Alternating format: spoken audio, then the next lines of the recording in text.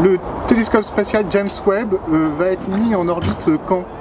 Alors en octobre 2018, donc dans quelques années, et en fait il est donc présenté comme le successeur du télescope spatial Hubble.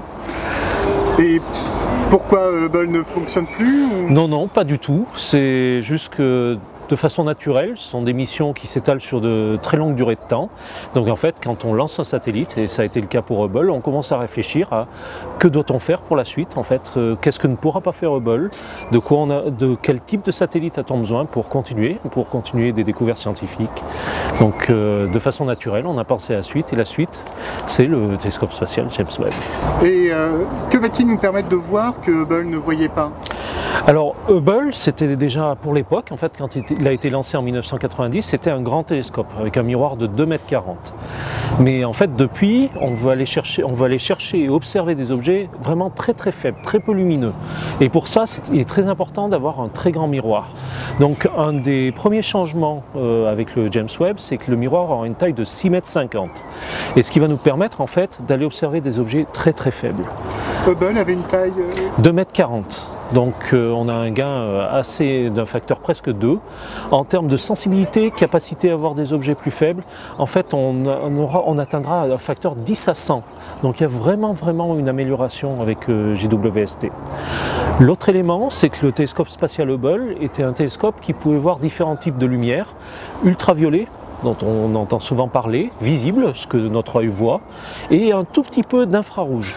Et en fait, le télescope spatial James Webb va être vraiment spécialisé pour voir dans l'infrarouge. Il pourra voir un petit peu de visible et vraiment l'infrarouge.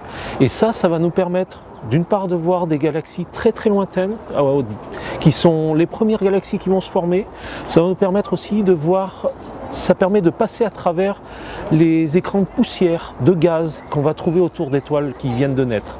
Donc en fait, c'est vraiment scientifiquement, c'est très intéressant. En fait, James Webb a été conçu pour un peu remplir ces niches que le HST ne remplissait pas. Et Hubble avait un défaut quand il a été lancé, donc avec son miroir de 2,40 m. On est certain que le James Webb n'aura pas le même problème? Oui, la première certitude, c'est qu'on apprend de nos erreurs, donc on a fait très attention pour le James Webb. Et puis ce qui aussi est intéressant pour le James Webb, c'est que c'est un concept de miroir très différent. Pour le télescope spatial Hubble, le miroir était un miroir monolithique, un bloc, et on ne pouvait pas vraiment changer sa forme. Le télescope spatial JWST sera fait de multiples petits miroirs pour fabriquer un grand miroir, et on peut les régler. Donc on a ce degré de liberté en plus, et en plus on a en fait équipé, par exemple j'ai travaillé sur l'instrument NIRSPEC, un des 4 instruments du JWST, et celui-là est équipé d'une mise au point additionnelle. Donc normalement on est à l'abri de ce problème-là.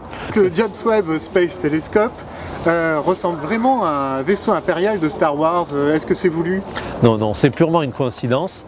Ce qui lui donne sa forme, en fait, c'est le fait qu'il y a un pare-soleil qui est un peu en forme de losange, avec le télescope au-dessus. Donc effectivement, ça ressemble à un vaisseau impérial Star Wars. Mais en fait, la forme du pare-soleil, elle est purement fonctionnelle. Il a cette forme parce que c'est la forme dont on avait besoin pour maintenir le télescope tout le temps dans l'ombre. Parce que le télescope doit être refroidi et on doit maintenir ce pare-soleil constamment entre le télescope et le soleil, comme un pare-soleil. Donc les premières images, on les attend pour quand? Alors on les attend en fait peu de temps après le lancement, au début 2019, on va lancer le télescope en octobre 2018. Il va falloir lui donner le temps de refroidir, parce qu'effectivement on le met à l'ombre et puis il faut qu'il refroidisse. On va aussi nous donner le temps à nous de le mettre en marche, de vérifier que tout fonctionne. Et là, sans doute dans la première partie de 2019, on aura les premières images. Les premières images ne seront peut-être pas des images scientifiques, mais des images que les ingénieurs vont obtenir pour vérifier que tout fonctionne bien. Mais mi-2019, on aura définitivement des images qui nous rappelleront celles de Hubble.